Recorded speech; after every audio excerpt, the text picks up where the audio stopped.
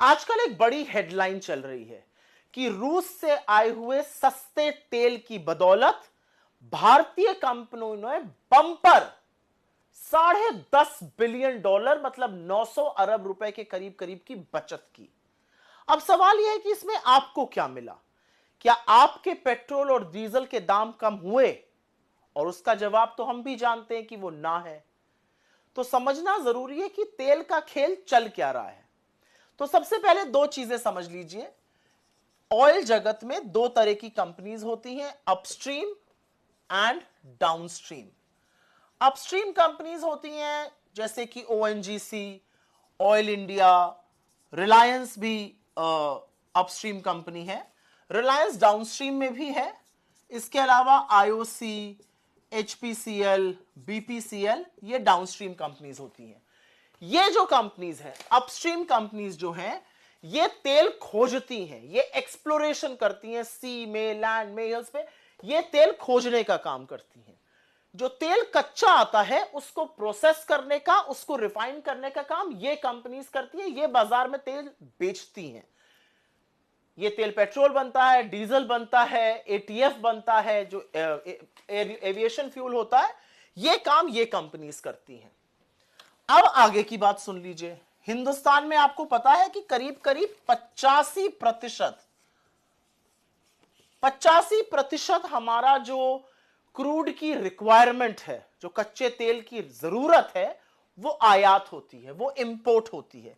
और यह आंकड़ा नरेंद्र मोदी जी के प्रधानमंत्री बनने के बाद और बढ़ा है, क्योंकि देश में एक्सप्लोरेशन घटा है। 85% कच्चा तेल हमारा बाहर से आता है, खाड़ी के देशों से आता है, इधर उधर से आता है। फिर रशिया और यूक्रेन की वॉर होती है, युद्ध छिड़ा, और युद्ध छिड़ने में पश्चिम के देशों ने रूस का तेल लेने से मना कर दिया। एक बात और भी है कि रूस ने अपने तेल पर भारी डिस्काउंट दिया, तो इंडिया ने रूस से तेल खरीदना शुरू कर दिया। रूस सस्ता तेल इंडिया को बेच रहा था, और इतना तेल आ रहा है रूस से कि रूस जो कभी बड़ा मामूली सा खिलाड़ी होता था, आज मतलब हमारे ट्रेडिंग में, आज हमारे ट्रेडिंग पार्टनर्स की टोली में शामिल हो गया। हमारे और उनके बीच सबसे बड़ी कमोडिटी ऑयल की ट्रेड हो रही है।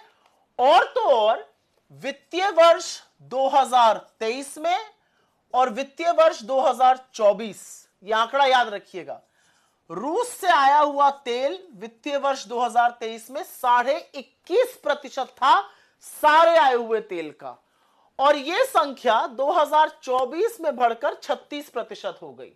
जहां तक मेरी याददाश्त है, मुझे लगता है 223 मिलियन टन तेल हमने आयात किया था वित्तीय वर्ष 2024 में। उसमें से 36% अकेले और अकेले रूस से आया था।